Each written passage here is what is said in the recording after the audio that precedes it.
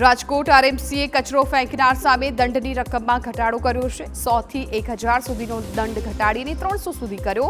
બિન રહેણાંક વિસ્તારમાં 500 રૂપિયા દંડ નક્કી કરાયો છે। દુકાનો રેસ્ટોરન્ટમાં કચરાપેટીના રાખનારને 700 રૂપિયા દંડ થશે।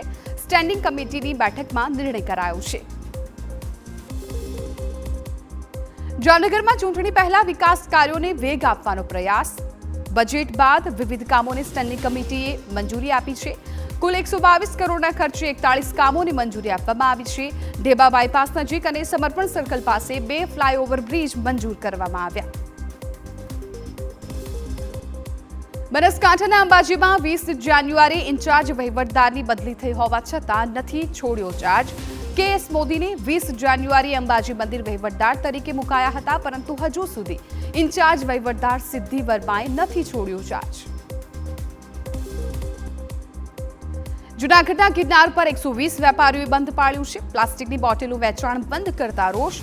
તંત્ર પાણીની સુવિધા પૂરી પાડવામાં અસમર્થ હોવાનો આરોપ।